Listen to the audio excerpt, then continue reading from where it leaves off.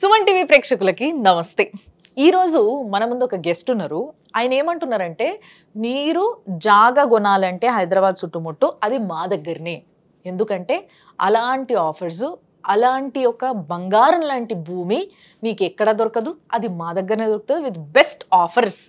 And ప్రతి ఒక్కరికి అంటే అన్ని క్లాసెస్కి, middle class, hire middle class, high class అందరికి, ఒకవేళ లో క్లాస్ వాళ్ళు కూడా కొంచెం ధైర్యం చేసి భూమి కొనుక్కోవాలి అనుకుంటే మాత్రం వీఆర్ దేర్. ఆయన్నే మన సంతోష్ గారు 46acres.com MD అండ్ ఫౌండర్. ఆయనతో మాట్లాడడానికి నేను తయారుగా ఉన్నా, కాబట్టి మీరు కూడా ఇనేషియల్ ఎంట్రీ మస్తు ముచ్చట్లు ఉన్నాయి మావి.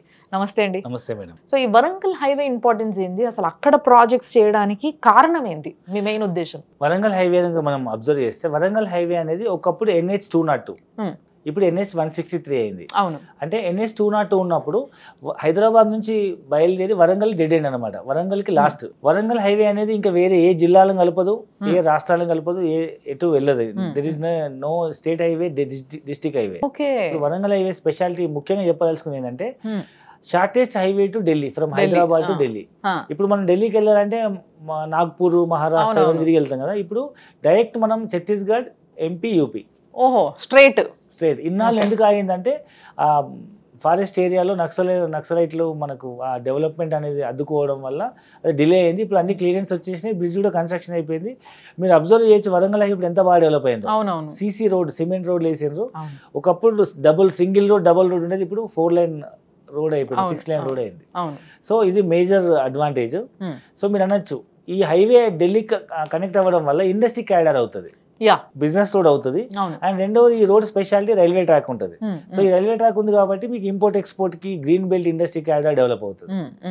అండ్ పబ్లిక్ ట్రాన్స్పోర్టేషన్ కూడా ఈజీగా సిటీలో వచ్చిపోవడానికి ఈజీ ఉంటుంది.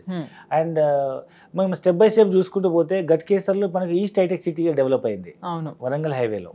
ఎందుకంటే మీకు Infosys, Raheja IT park, mind space, Accenture, number of companies, కొన్ని వేల మందికి, లక్షల మందికి ఉపాధి అవకాశం ఉంది. దాని తర్వాత నెక్స్ట్ మనకు ఎయిమ్స్, BB నగర్ లో ఎయిమ్స్ వచ్చింది. ఒకప్పుడు నిమ్స్ ఉండేది, ఇప్పుడు ఎయిమ్స్ అనమాట. Long term disease like cancer and HIV మీద లాంగ్ టర్మ్ డిసీజెస్ కోసం మీకు తెలుసు more than 1000 beds hospital develop చేస్తున్నారు. మీరు మన ముంబై IIT కంది ఎట్లా ఉందో నేషనల్ కాలేజ్, ఎయిమ్స్ ఉంది. సో దాని తర్వాత మీకు భువనగిరిలో డ్రై పోర్ట్ వస్తుంది. భువనగిరి కోటని వాళ్ళు పర్యాటక కేంద్రం లాగా 100 కోట్లు శాంక్షన్ చేసిండ్రు, దానికి కేబుల్ కార్ వేస్తుంది. దాని తర్వాత మీకు స్వర్ణగిరి టెంపుల్ వచ్చింది, ఆల్మోస్ట్ భువనగిరిలోనే. దాని తర్వాత మీకు యాదాద్రి టెంపుల్, మీకు తెలుసు మన తెలంగాణ ప్రెస్టీజియస్ టెంపుల్, కొన్ని వేల కోట్ల రూపాయలు ఇన్వెస్ట్మెంట్ చేసి.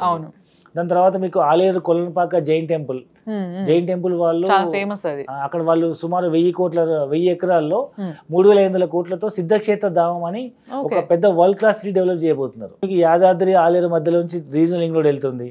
రీజనల్ రింగ్ రోడ్ తర్వాత చుట్టుమల MMTS వెళ్తుంది. జనగాంలో district head quarter, medical college ఉంది.